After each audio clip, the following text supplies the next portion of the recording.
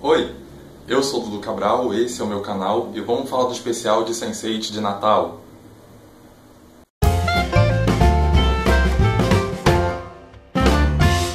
No dia 23 de dezembro agora, a Netflix disponibilizou um episódio especial de Sense8 com 2 horas de duração, que é o primeiro episódio da segunda temporada. E apesar de ter uma cara assim de especial, ele serve perfeitamente para introduzir para a segunda temporada. Então vamos lá. O episódio já começa com uma primeira sequência que é linda em vários sentidos. Primeiro pela fotografia, que aqui não tem um papel de complementar a cena. Ela tem um destaque. Escolheram Feeling Good para ser a trilha que compõe esse grande clipe, que é essa primeira sequência, e encaixou perfeitamente, combina muito com a cena e a música é muito boa, é cativante. E além disso, a cena ainda serve para estabelecer onde e como tá cada um dos 8 personagens centrais da série. Ao longo do episódio, a gente é apresentado aos novos conflitos dos personagens. Alguns são novos e outros são continuações, consequências dos que já existiam. A maioria é muito interessante e te deixa com vontade de acompanhar essa próxima temporada para descobrir como vai terminar aquilo, no que vai dar, o que é aquilo, mas outros são mais fraquinhos. Parece que a gente vê só a conclusão do arco do Capheus da primeira temporada. Não aparece nada de novo que faça a gente querer ver a história pelo ponto dele. O arco da Sam parece que está parado desde a metade da primeira temporada. Acontece uma coisinha ou outra, mas nada que seja muito expressivo para desenvolver aquilo ali. E a Riley simplesmente não tem arco nenhum. Ela não tem mais uma história própria ali. Mas enfim, não vou falar muito porque vai ser spoiler, mas a Riley é coadjuvante agora. Inclusive, a primeira fala da Riley só acontece com 40 minutos de episódio. E ele é um dos 8 personagens centrais, um dos 8 protagonistas da série, então não tem como isso, gente. E temos a cena do aniversário, que foi a primeira imagem de divulgação, então acho que não é spoiler eu falar disso. Essa sequência também aparece como um clipe igual à primeira, e ela foi montada como se fosse uma cena de ação de um filme do Michael Bay, porque são 15 cortes por segundo, e a câmera não para, cada vez fica num close maior e você não entende nada do ambiente e você não entende onde cada um tá ali no espaço, como funciona aquele espaço.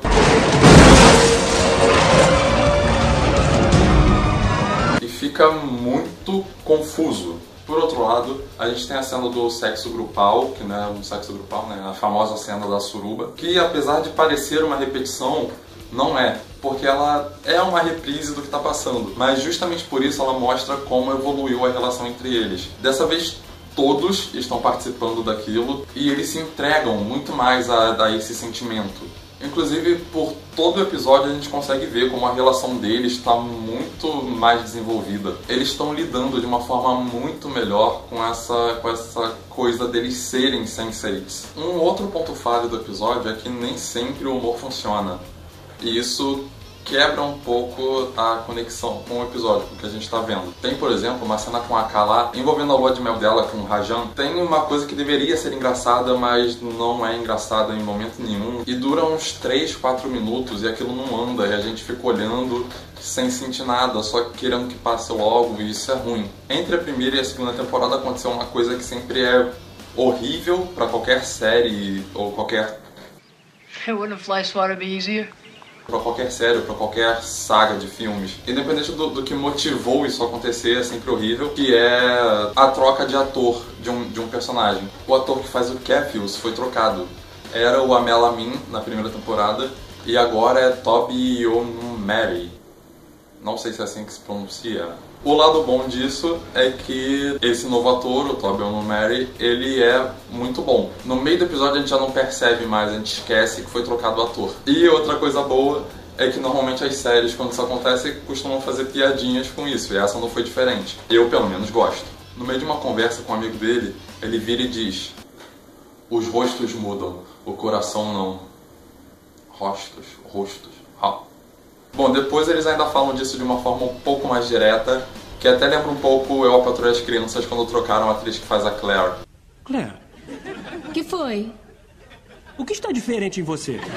Do que você está falando, pai? Eu só coloquei o meu cabelo pra trás. Seja lá o que for, parece uma nova pessoa. Todas as atuações do episódio foram muito boas.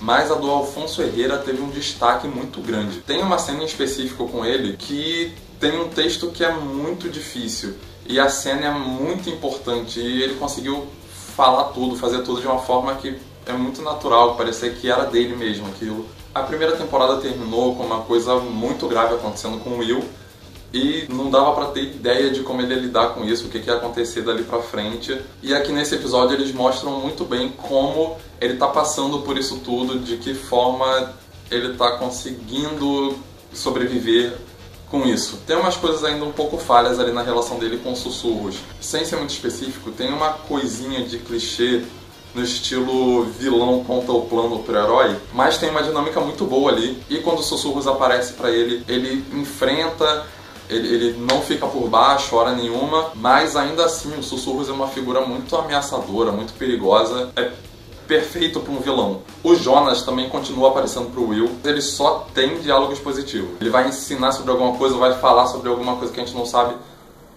Tudo bem que a série é um pouco complexa e talvez seja necessário fazer alguma coisa assim, mas ter um personagem pra fazer só isso o tempo inteiro fica meio feio. Mas pro final do episódio tem um pequeno easter egg ali que quem conhece as Wachowski vai identificar na hora. Como eu disse no início, o episódio é grande, tem 2 horas e 4 de duração. E como a série tem um tema um pouco mais pesado e um pouco mais complexo, a gente sente essas 2 horas e 4 passando com a gente parado vendo o episódio. Mesmo com esse problema, a gente não fica cansado, não fica com a impressão que o episódio durou mais do que deveria. Ele teve uma duração que foi perfeita, foi na medida, e a gente sai, a gente termina bem satisfeito. Falando um pouco mais pessoalmente, esse episódio é muito importante porque ele escancara um pouco mais o que é a mensagem principal da série, que é empatia.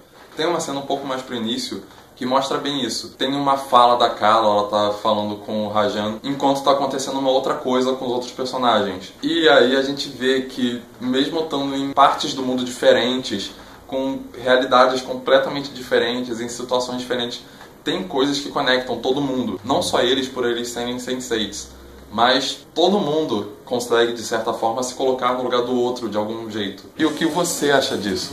E o que achou do episódio? Deixa aqui nos comentários. Não esquece de curtir o vídeo, assinar o canal e compartilhar pra todo mundo. E é isso aí. Até a próxima. Adeus. Então, eu tô aqui terminando de editar o vídeo e eu esqueci de falar sobre as redes sociais. Então me segue aí no Twitter e me segue no Instagram também. É importante porque eu tenho postado bastante coisa no Instagram Stories sobre o próprio canal, sobre as cabines que eu vou, ou sobre coisas aleatórias aqui de casa, ou coisas aleatórias que eu faço, que eu tô fazendo. Então me segue lá. Eu tô pensando ainda se eu crio uma fanpage no Facebook, se eu faço um grupo, o que eu faço lá. Mas por enquanto é essas duas coisas. Twitter, que eu posto de vez em quando lá, e Instagram Stories, ok? Valeu, gente. Agora sim, adeus.